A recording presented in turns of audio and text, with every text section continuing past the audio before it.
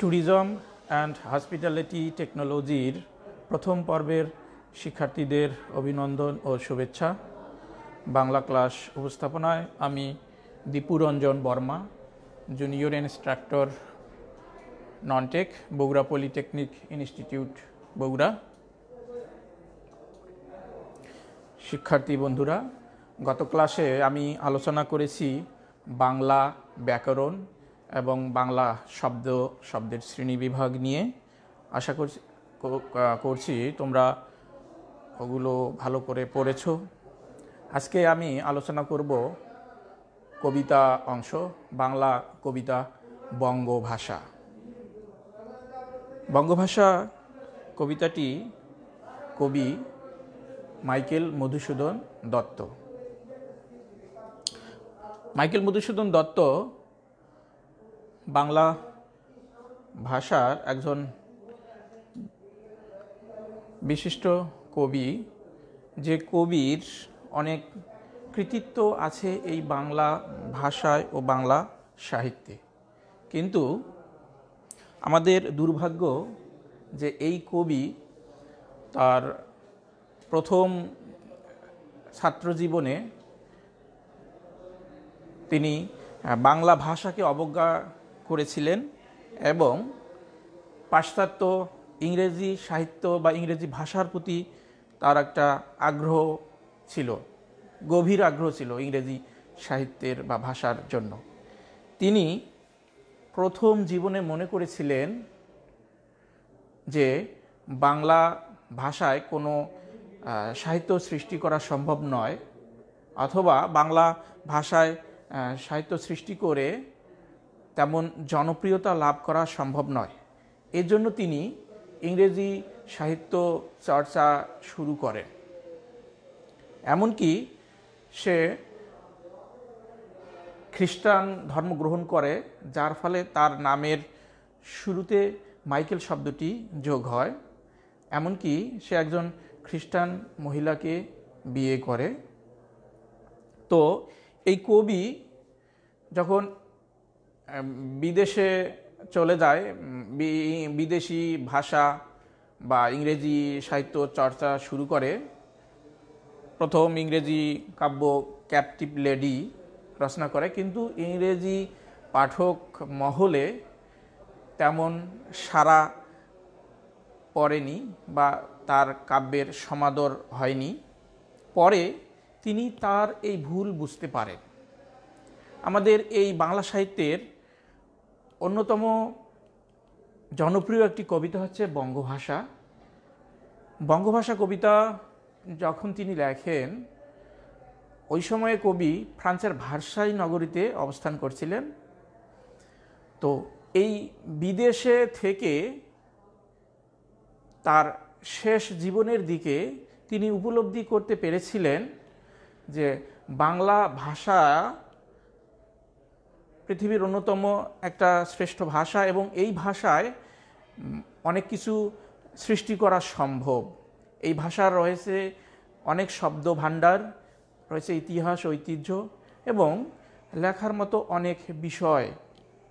এজন্য তার শেষ জীবনে সে এই প্রথম জীবনে যে ইংরেজি ভাষা চর্চা করেছিলেন বা ইংরেজি ভাষার প্রতি তার যে একটা গভীর অনুরাগ ছিল, কিন্তু সে ব্যর্থ হয়ে যায়। এই অনুশোচনায় সে তার যে অনুশোচনা, এই যে বাংলাকে অবজ্ঞা করার, সেটাই তিনি প্রকাশ করেছেন এই বঙ্গভাষা কবিতার মধ্যে। এবং তিনি বাংলা ভাষা চর্চা, বাংলা ভাষা কবিতা লিখে যে একটা আত্মতৃপ্তি পেয়েছেন, তা তিনি এই কবিতার মধ্যে বলেছেন। অর্থাৎ বাংলা ভাষার প্রতি তার যে একটা গভীর আগ্রহ, শ্রদ্ধা, ভালোবাসা এবং তার বাংলা ভাষা রচনা, বিভিন্ন কবিতা রচনা করে তিনি সার্থক হয়েছেন, সাফল্য অর্জন করেছেন। তার একটা গভীর পরিতৃপ্তি পাওয়া যায় এই বঙ্গভাষা কবিতার মধ্যে। তাহলে আমরা এই কবিতার যদি প্রেক্ষাপট বলি, তাহলে যদি অল্প কথায় বলতে চাই, তাহলে কবি প্রথম জীবনে ইংরেজি সাহিত্য চর্চা করতেন, ইংরেজি সাহিত্যের প্রতি গভীর অনুরাগ ছিল, বাংলাকে অবজ্ঞা ঘৃণা করত। কিন্তু যখন সে ইংরেজি সাহিত্যে প্রতিষ্ঠা লাভ করতে পারেনি, তখন সে আবার বাংলা চর্চা শুরু করে, তবে একদম শেষ জীবনের দিকে। তো এই শেষ জীবনের দিকে বাংলা চর্চা শুরু করে এবং বাংলায় সাফল্য অর্জন করে, বাংলা পাঠক মহলে প্রতিষ্ঠা লাভ করে। তার যে এই যে বাংলা চর্চার জন্য তার যে একটা গভীর তৃপ্তি, সেটা তিনি এই কবিতার মধ্যে তুলে ধরেছেন। কবি মাইকেল মধুসূদন দত্ত তার যে জীবনটা নাটকীয়তায় পরিপূর্ণ, বৈচিত্র্যে পরিপূর্ণ। কেননা মাইকেল মধুসূদন দত্ত একজন জমিদার পুত্র ছিলেন। ছোটবেলায় তার অর্থের কোনো অভাব হয়নি, কিন্তু পরবর্তী জীবনে অনেক অর্থকষ্টে কবি পড়েছিলেন, অর্থ সংকটে। কবির পিতার নাম রাজনারায়ণ দত্ত, মাতা জাহ্নবী দেবী। জন্মস্থান যশোর জেলার সাগরদাড়ি গ্রাম। সাহিত্যকর্ম, কবি বাংলা ভাষা সাহিত্যের অনেকগুলো সাহিত্য সৃষ্টি করেছেন, কালজয়ী কিছু সাহিত্য। তার মধ্যে আছে কাব্য গ্রন্থের মধ্যে মেঘনাদবধ কাব্য, তিলোত্তমা সম্ভব কাব্য, ব্রজঙ্গনা কাব্য, চতুর্দশপদী কবিতা। এর মধ্যে আমরা আজকে যে কবিতাটার আলোচনা করছি, বঙ্গভাষা কবিতা, এই বঙ্গভাষা কবিতা চতুর্দশপদী কাব্য গ্রন্থের অন্তর্গত। এছাড়া নাটক আছে শর্মিষ্ঠা, পদ্মাবতী, কৃষ্ণকুমারী। প্রহসন, একেই কি বলে সভ্যতা, বুড়ো শালিকের ঘাড়ে রো। কৃতিত্ব, অনেকগুলো কৃতিত্ব আছে কবি মাইকেল মধুসূদন দত্তের। বাংলা ভাষা ও সাহিত্যে অনেক কৃতিত্ব রয়েছে। তাকে বাংলা ছনেটের জনক বলা হয়। ছনেটের জনক, ইংরেজি ছনেটের জনক পেত্রাক, বাংলা ছনেটের জনক কবি মাইকেল মধুসূদন দত্ত। বাংলা ভাষায় যে ছনেট রচনা করা যায় তা কবি মাইকেল মধুসূদন দত্ত প্রথম লিখেছেন এবং প্রমাণ করেছেন যে বাংলা ভাষায়ও সনেট রচনা করা সম্ভব। প্রথম সার্থক মহাকাব্যের রচয়িতা মেঘনাদবধ, তার প্রথম সার্থক মহাকাব্য। এছাড়া প্রথম সার্থক নাটক রচয়িতা শর্মিষ্ঠা কৃষ্ণকুমারী, প্রথম সার্থক বাংলা ভাষার সার্থক নাটক। এছাড়া প্রথম সার্থক প্রহসন রচয়িতা একেই কি বলে সভ্যতা, বুড়ো শালিকের ঘাড়েরও, প্রথম বাংলা ভাষার সার্থক প্রহসন। বঙ্গভাষা মাইকেল মধুসূদন দত্ত। হে বঙ্গ, ভাণ্ডারে তব বিবিধ রতন, তা সবে অবোধ আমি অবহেলা করি, পর ধন লোভে মত্ত করিনু ভ্রমণ। পর দেশে ভিক্ষাবৃত্তি কুক্ষণে আচরি, কাটাইনু বহুদিন সুখ পরিহরি। অনিদ্রায় অনাহারে শপিকায় মন, মজিনু বিফল তপে অবরেণ্যে বরি। কেলিনু শৈবালে ভুলি কমল কানন।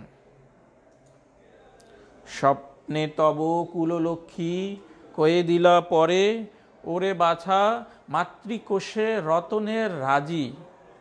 এ ভিখারি দশা তবে কেন তোর আজি? যা ফিরি অজ্ঞান তুই, যা রে ফিরি ঘরে। পালিলাম আজ্ঞা সুখে পাইলাম কালে, মাতৃভাষা রূপ খনি পূর্ণ মণিজালে। এখানে কবি বঙ্গ বলতে বাংলা ভাষাকে বুঝিয়েছেন। প্রথম জীবনে তিনি যে বাংলা ভাষাকে অবজ্ঞা করতেন এবং পরে তার ভুল বুঝতে পারে, এই ভুলটা তার, যদিও কুললক্ষ্মীর কথা বলেছে, আসলে এটা দৈব বাণীর মাধ্যমে সে যে একটা নির্দেশ পায় বাংলা ভাষার চর্চার, বাংলা সাহিত্য চর্চার, সেই বিষয়টাকেই তিনি কুললক্ষ্মীর মাধ্যমে তুলে ধরেছেন। তারপর তার এই দৈববাণী পেয়ে সে বাংলার চর্চা শুরু করে এবং বাংলায় ছনেট বা মহাকাব্য এগুলো রচনা করে এবং সেখানে তার একটা পরিতৃপ্তি, সেই কথাই তিনি বলেছেন যে আজ্ঞা পালন করার পর আমি মাতৃভাষাটা এত যে বিষয় বৈচিত্র্যে পরিপূর্ণ, যেন তা একটা খনির মতো। খনিতে যেমন বিভিন্ন মূল্যবান পদার্থ থাকে পরিপূর্ণ অবস্থায়, বাংলা ভাষার সাহিত্যটাও ঠিক বিভিন্ন বিষয় বৈচিত্র্যে পরিপূর্ণ। এই বিষয়টা কবি বুঝতে পারে এবং তৃপ্তি লাভ করে।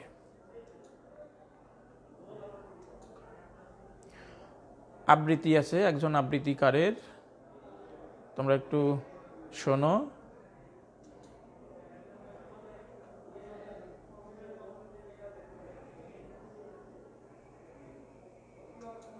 হে বঙ্গ ভাণ্ডারে তব বিবিধ রতন, তা সবে অবোধ আমি অবহেলা করি। পরধন লোভে মত্ত করিনু ভ্রমণ, পরদেশে ভিক্ষাবৃত্তি কুক্ষণে আচরি। কাটাইনু বহুদিন সুখ পরিহরি, অনিদ্রায় নিরাহারে সপিকায় মন।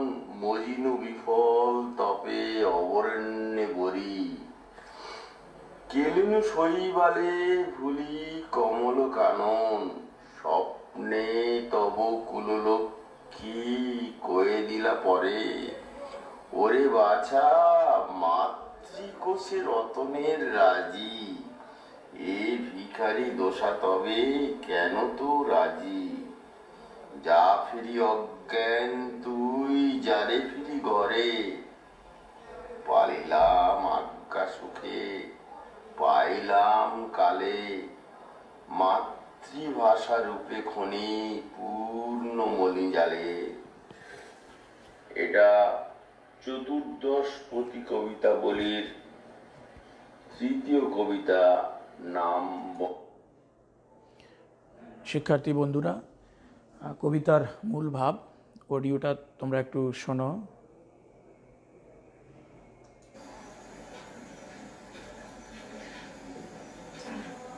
কবি মাইকেল মধুসূদন দত্ত ছিলেন অসাধারণ প্রতিভাধর কবি। তার রচিত বঙ্গভাষা বাংলা সাহিত্যের অন্যতম শ্রেষ্ঠ চতুর্দশপদী কবিতা বা ছনেট। এই কবিতাটি তিনি রচনা করেছেন সুদূর ফ্রান্সের ভার্সাই নগরীতে বসে। এতে কবির ব্যক্তিগত হৃদয়ানুভূতি ও দেশাত্মবোধের ভাবনা গভীর আন্তরিকতায় বাণীরূপ লাভ করেছে। মাইকেল মধুসূদন দত্ত ছাত্র জীবন থেকেই ইংরেজি ভাষা ও সাহিত্যের প্রতি গভীর আকর্ষণ অনুভব করেন। মাতৃভাষার প্রতি তার তেমন আগ্রহ ছিল না। তার ধারণা ছিল ইংরেজি আন্তর্জাতিক ভাষা, তাই এই ভাষায় কাব্যচর্চা করে তিনি আন্তর্জাতিক খ্যাতি লাভ করবেন।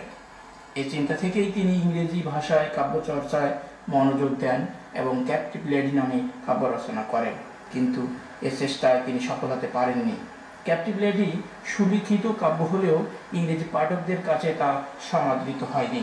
শুধু মাতৃভাষাকেই উপেক্ষা করেই তিনি ক্ষান্ত হলেন না, সনাতন ধর্ম ত্যাগ করে খ্রিস্ট ধর্মে দীক্ষিত হলেন এবং পেশাগত জীবনে সাফল্যের আশায় ইউরোপ গমন করলেন। বাস্তবতার প্রেক্ষিতে তিনি বুঝতে পারেন নিজ ভাষা ও দেশকে উপেক্ষা করে কোনো সুবিবেচনার কাজ নয়। তিনি এটাও বুঝতে পারেন যে পরভাষা কোনোদিন মানুষের আত্মগৌরব ও আত্মপ্রতিষ্ঠায় সহায়ক হতে পারে না। তখন থেকেই কবি মাতৃভাষা বাংলা কাব্যচর্চায় মনোনিবেশ করেন। মাইকেল মধুসূদন দত্ত সুদূর ফ্রান্সের ভাষাই নগরীতে বসে বঙ্গভাষা শীর্ষক চতুর্দশপদী কবিতাটি রচনা করেন। এই কবিতায় কবি নিজস্ব উপলব্ধির পরিবর্তন এবং ভুল পথে পদার্পণ সহজভাবে স্বীকার করে নিয়ে একটি চরম সত্যকে উদ্ভাসিত করেছেন। কবি নিজ দেশের ভাষা ও সংস্কৃতিকে চরমভাবে অবহেলা করে পর ভাষায় সাহিত্য চর্চায় মনোনিবেশ করে তার শক্তি, মেধা, পরিশ্রম সবই ব্যয় করেছেন। এমনকি মাতৃভাষা ত্যাগ করে বিদেশে চলে গিয়েছিলেন যশ খ্যাতির মোহে, কিন্তু তিনি সফল হতে পারেননি। পরভাষা চর্চা ও বিদেশমুখিতা তাকে একমাত্র ব্যর্থতার গ্লানি ছাড়া আর কিছুই দিতে পারেনি। একসময় তার চেতনায় পরিবর্তন আসে। কবির ভাষায় পরধন লোভে মত্ত করিনু ভ্রমণ, পরদেশে ভিক্ষাবৃত্তি কুক্ষণে আচরি, কাটাইনু বহুদিন সুখ পরিহরি। তাই বহুদিন পরে হলেও কবি মাতৃভাষা চর্চায় মনোযোগ দেন অন্তর্বেদনার আহ্বানে, আর মাতৃভাষায় সাহিত্য চর্চার ভিতর দিয়ে তিনি লাভ করেন অভূতপূর্ব সাফল্য।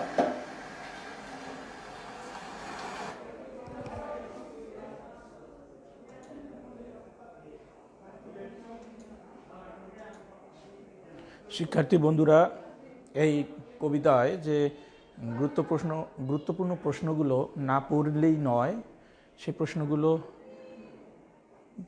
বঙ্গভাষা কবিতাটি কোন ধরনের কবিতা? একটা ছনেট জাতীয় কবিতা। অমিত্রাক্ষর ছন্দে রচিত,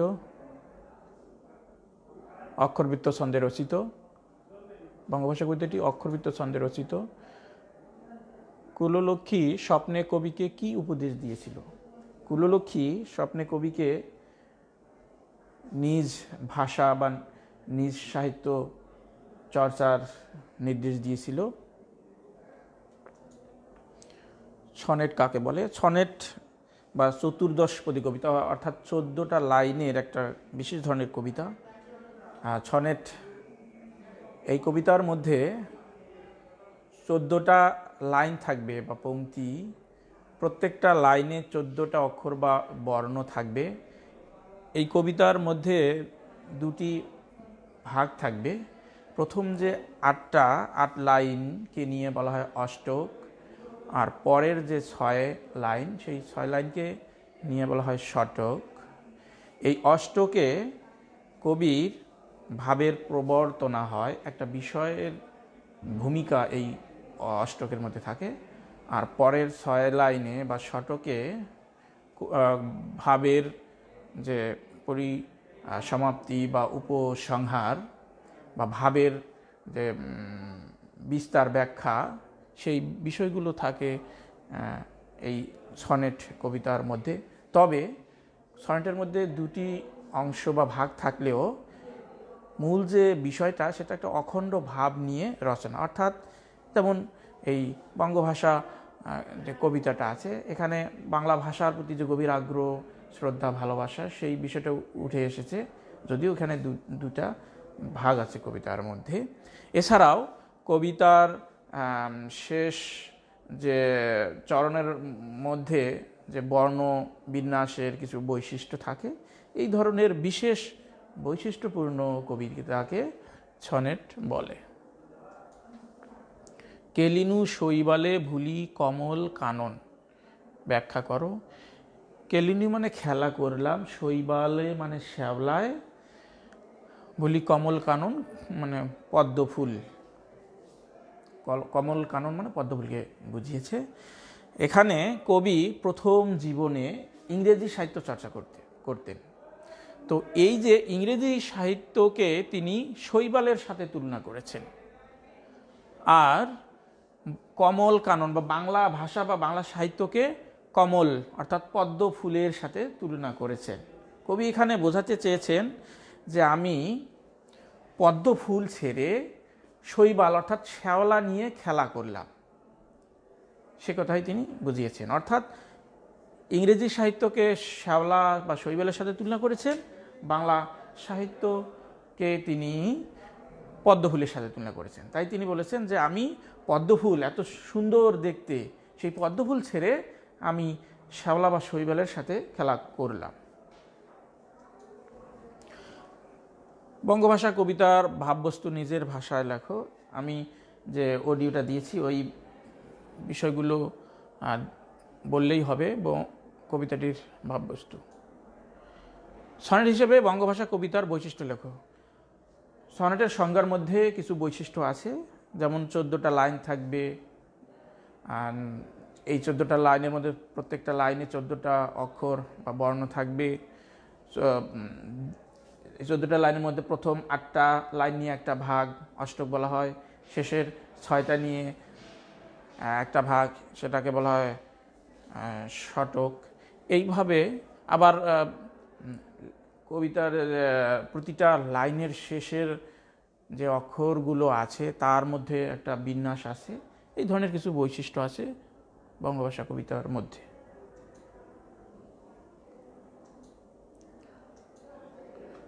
সবাইকে ধন্যবাদ।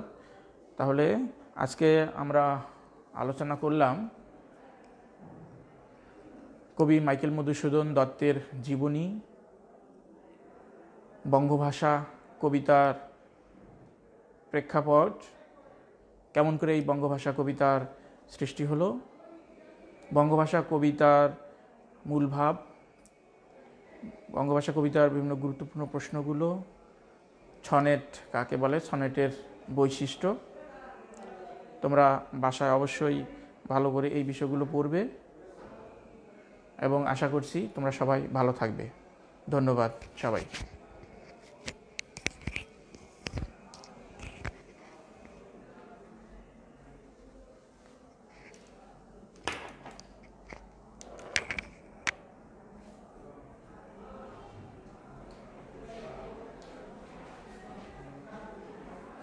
করবো।